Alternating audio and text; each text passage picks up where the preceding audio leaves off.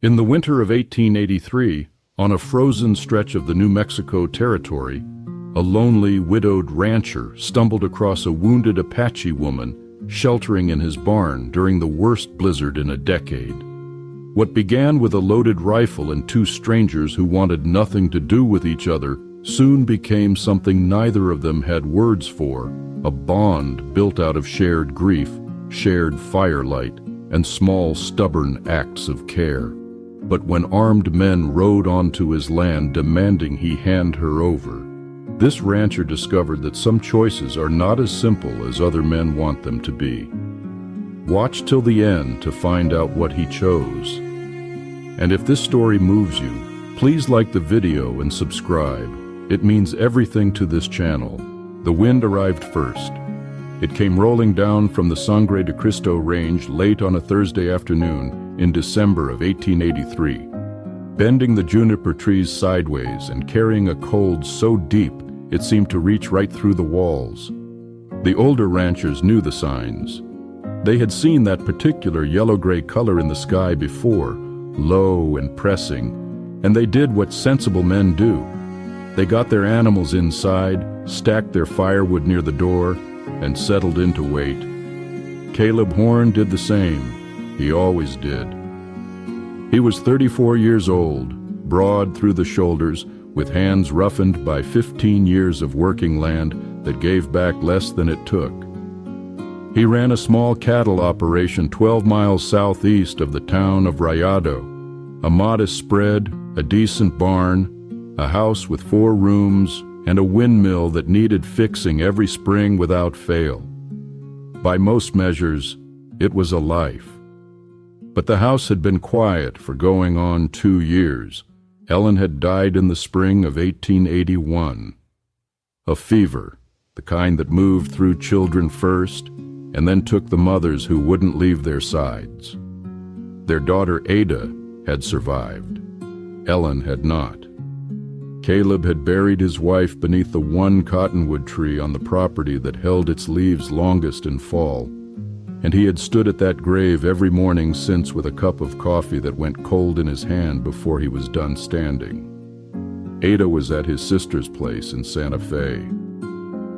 That had been a temporary arrangement, he kept telling himself. He had been telling himself that for 18 months. He moved through the house the way a man moves through a place he doesn't quite believe in anymore, quietly, without ceremony. He made his supper. He stoked the wood stove. He went to bed and woke before dawn, as though some internal alarm still expected a child calling for him.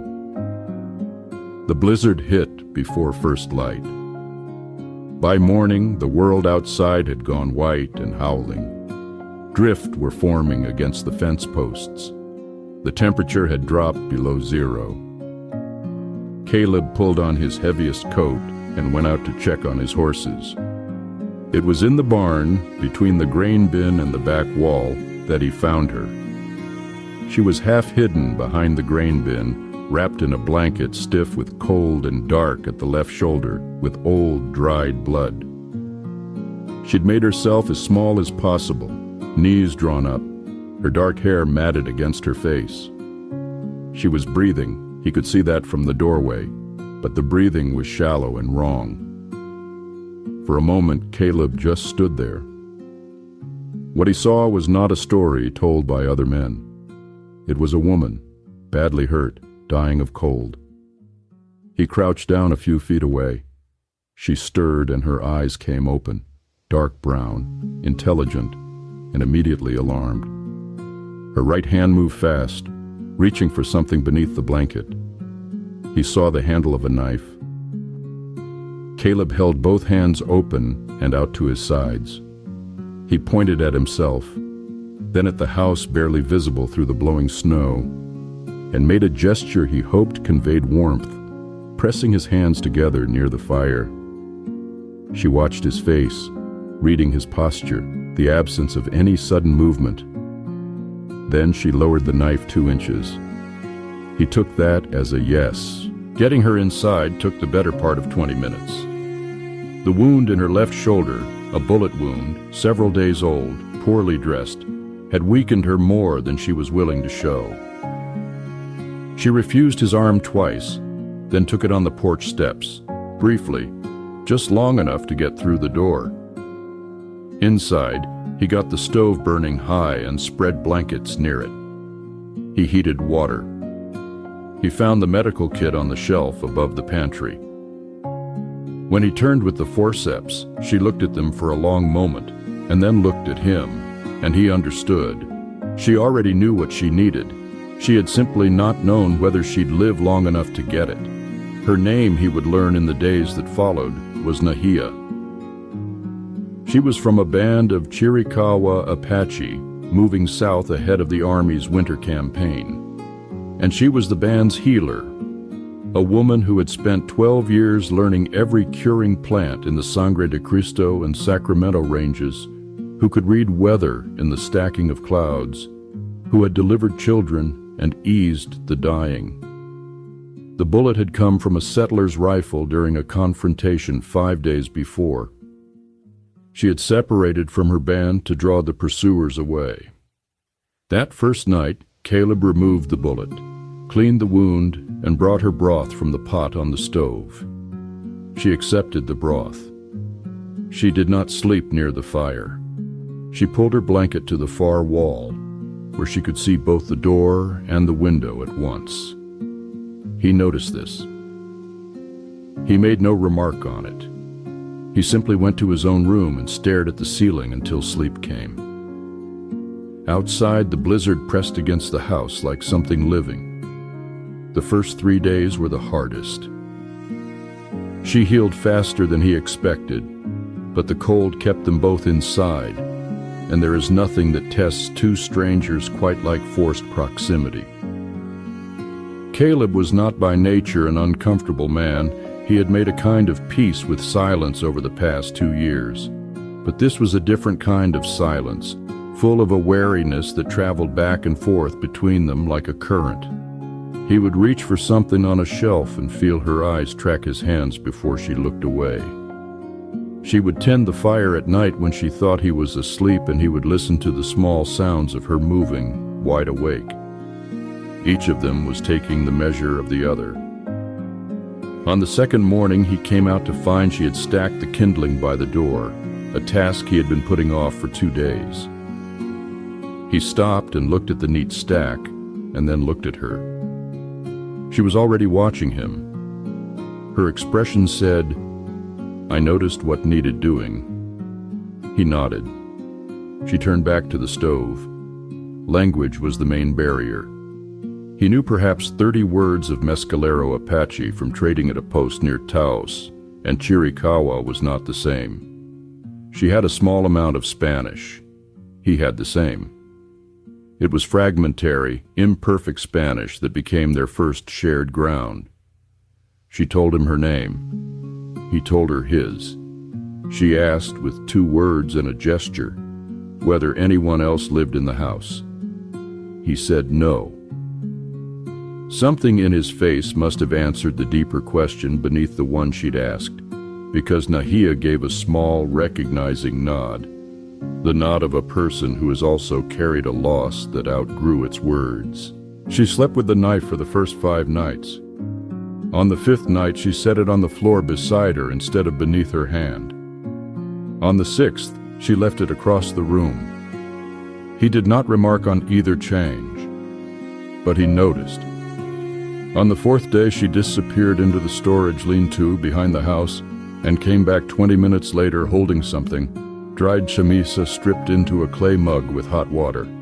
She pressed it toward him.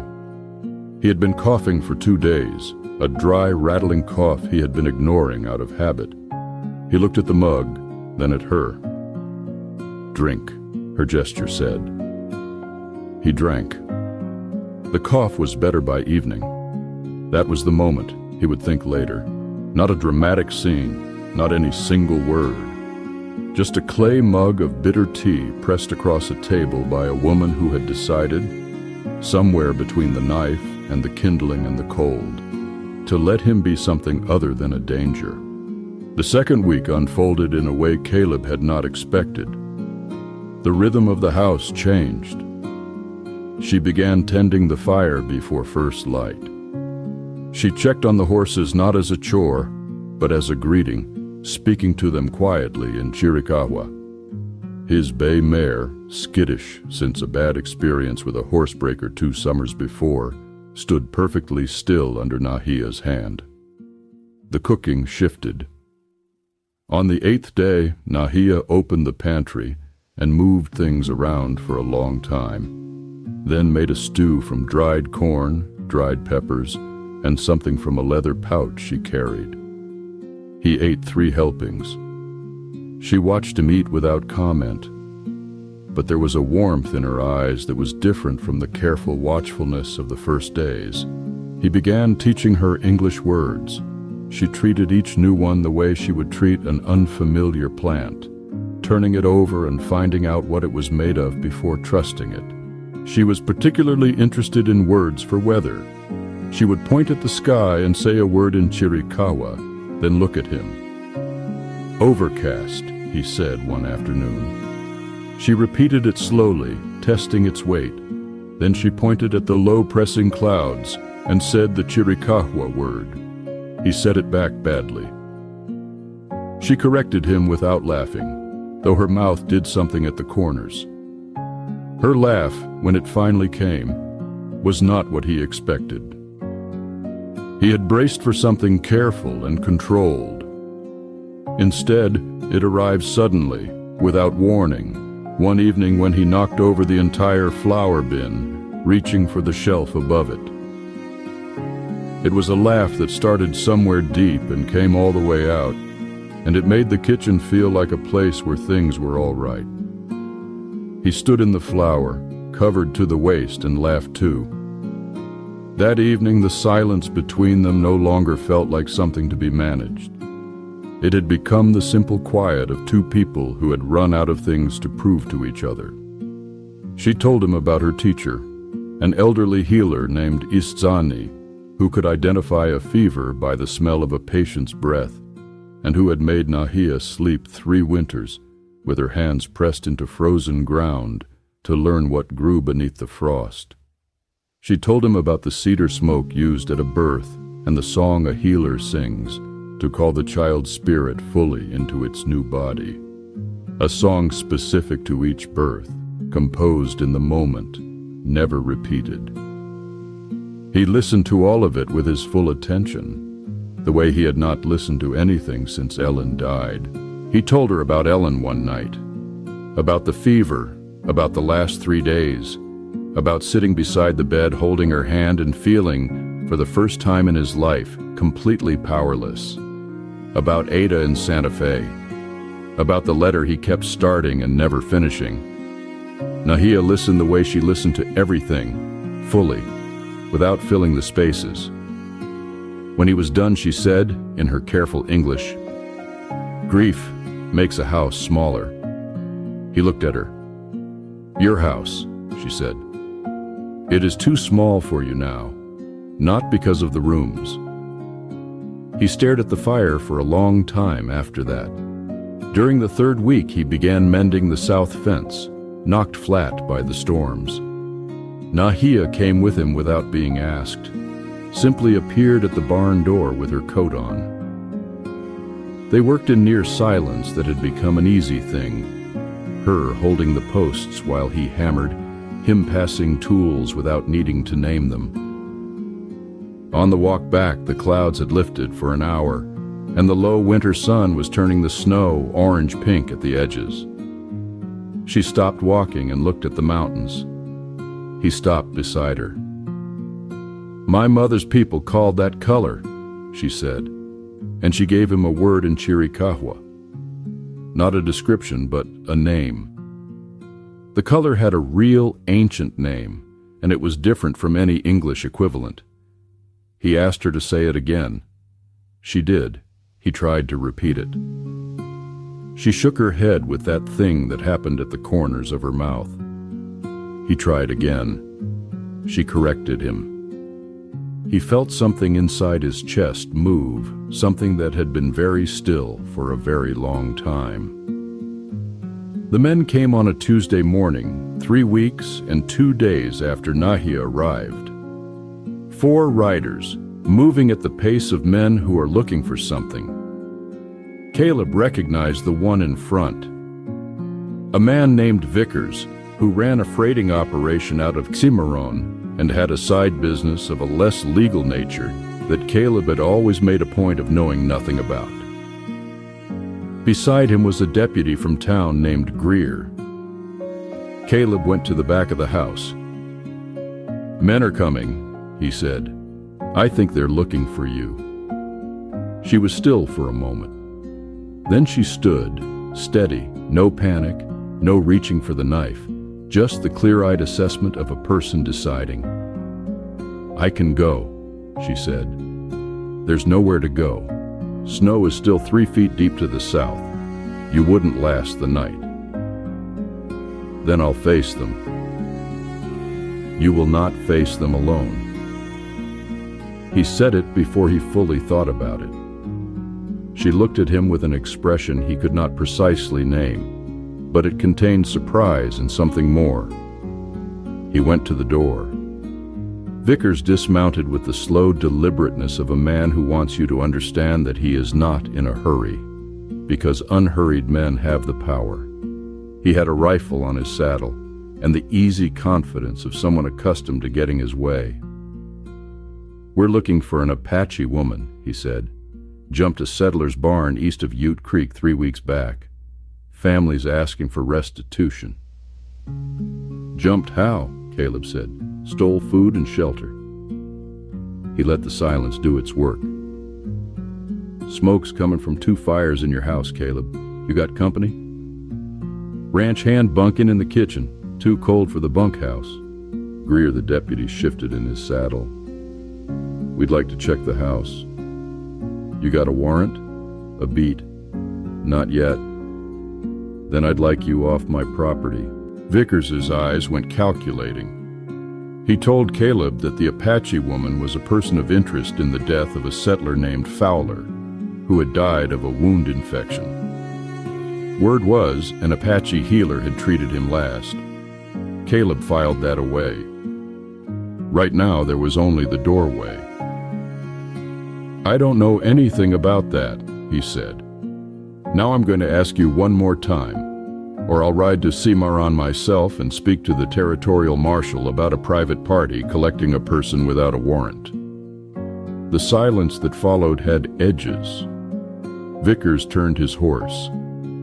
"We'll be back," he said. "I'll be here," Caleb said. He stood in the doorway until they were out of sight, then went inside and sat at the kitchen table with his hands flat on the wood. Nahía came out of the back room. "He said I treated a man who died." "He did. I treated a man near Ute Creek. His leg wound was already infected through. I gave him everything I had. I could not save him." She paused. "But I tried." Caleb looked at his hands. "I believe you." "Why?" He considered it. "Because I've watched you work for 3 weeks," he said. "You don't treat living things carelessly." She sat across the table from him. The fire cracked and settled. "They'll come back with a warrant," she said. "Probably. I'm going to ride to Cimarron tomorrow and talk to Marshal Briggs. He's a fair man. I'll tell him what I know." She was quiet for a moment. "That is a great deal to ask of yourself." "I'm asking it of myself," he said. "Nobody else." The ride to Cimarron took most of the next day. He laid out everything to Briggs plainly, without embellishment. Briggs listened all the way through before he spoke. "Vickers's family lost a freight contract over Apache raids," Briggs said. "This personal for him?" "I expect so." "I'll look into the Fowler matter." He studied Caleb. "You understand what you're stepping into." "I know what I'm stepping into." Briggs was quiet a moment. "Town won't like it, Caleb." "I'm not asking the town," Caleb said. He rode home in the dark, under stars sharp and close in the cold. When he came through the door, Nahía was at the stove and the house smelled of pine smoke and something warm. She turned when she heard him, and the relief in her face was briefly visible before she composed it. He hung up his coat. Marshal Briggs is looking into it. She ladled stew into a bowl and set it on the table in front of him without comment. They ate together in the firelight. 3 days later, Briggs rode out himself. The Fowler family confirmed that a woman matching Nahía's description had treated the wound, and that Fowler had been grateful for the help. The infection had come from the original injury, not from anything the healer had done or failed to do. The warrant request had been denied.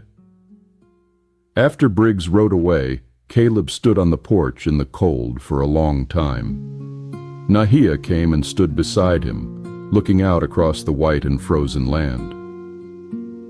"You could have sent me away when they came," she said. "You could have told them I was never here." "I know. No one had ever done that before," she said quietly. "Chosen the harder thing for my sake." He turned to look at her. She was watching the mountains, that long white line sharp against the winter sky. Something in her face had changed since the first morning in the barn. The watchfulness was still there. It was part of who she was. But the thing that had lived behind it in those early days, the braced waiting for betrayal, had made room. Room for something else. "My people say," she said, still looking at the mountains, "that the truest measure of a person is what they choose when no one is watching." "Briggs was watching," Caleb said. "Not at the door," she said. "At the door, no one was watching but you." He had nothing to add to that. He stood beside her in the cold and looked at the mountains too. And after a while, the silence between them had a quality he recognized, the quality of something just beginning. The thaw came in late February. Nahía received word through roots Caleb didn't fully understand that her band was wintering safely to the south. She stayed through February, then through March. She taught him the names of plants in Chiricahua, what each was for, which could heal and which could harm, how to tell them apart by the smell of the crushed leaf. He wrote them down in the back of his ledger in phonetic spelling that made her shake her head. He wrote a letter to Ada, a real one this time. He told his daughter the house felt different lately, warmer, that there was more talking in the kitchen than there had been for a long time. He did not explain further. He sealed it and rode it to town himself. In March, the cottonwood tree at Ellen's grave sent out its first small buds. One evening, he came out of the barn to find Nahía standing at the grave. She had placed something at the base of the headstone, a bundle of dried sage and a sprig of rabbit brush, which the Apache sometimes burned to purify a place for healing. She stood with her hands folded and her head bowed. He stopped at a distance.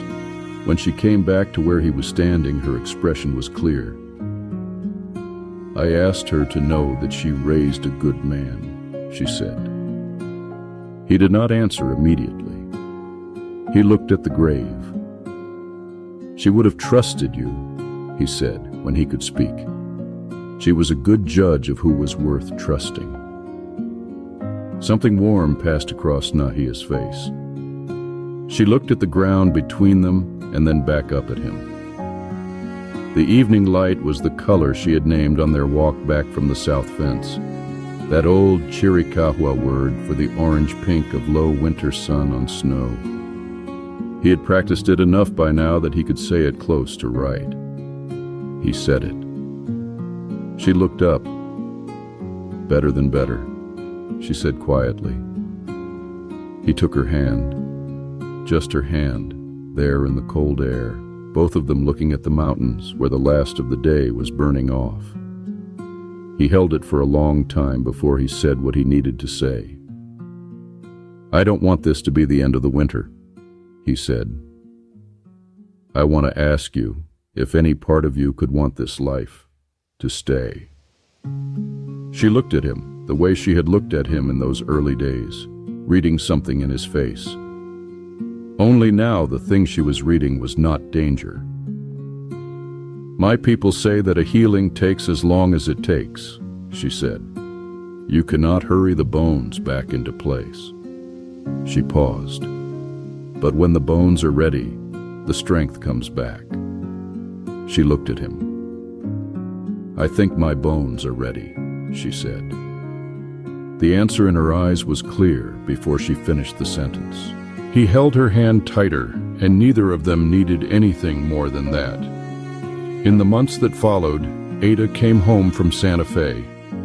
She took to Nahía with the open directness of a child who has not yet learned to be cautious, and Nahía took to her the same way, teaching her the Chiricahua name for the orange-pink color, teaching her which plants held medicine, how to tell the safe ones from the dangerous by the smell between your fingers.